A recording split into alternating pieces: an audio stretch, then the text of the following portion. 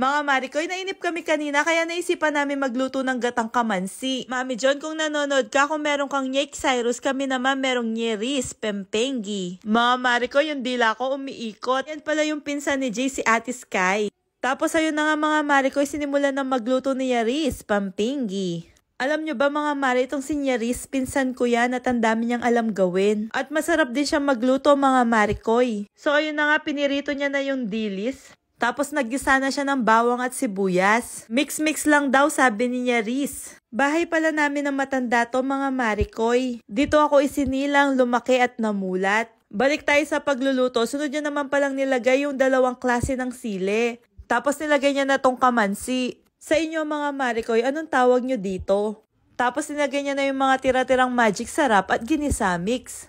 At nilagyan niya na din ng konting asin. At tinakpan niya na muna mga Marikoy. Eto nga pala yung maganda naming takip. Tapos naalala niya kailangan din pala lagyan ng paminta. Ninang din pala ni Jace yan si Nyeris. Tapos nung baby pa si Jace, siya yung kasama namin lagi lalo na kapag umaalis.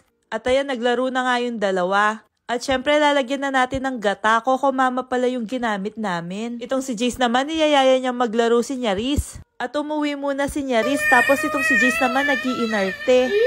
Diyos ko, tsura na. Yung call, tita. Tita! Ano? Uy!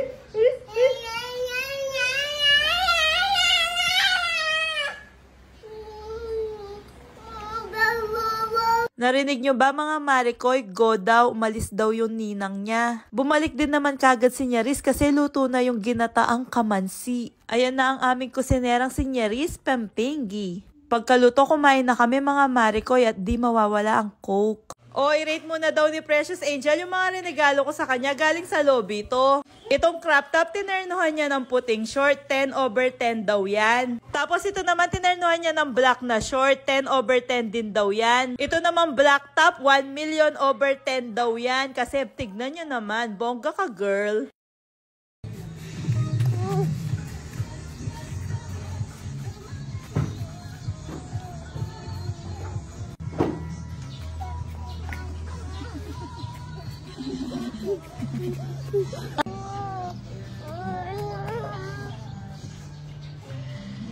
Tanong rani yan yun.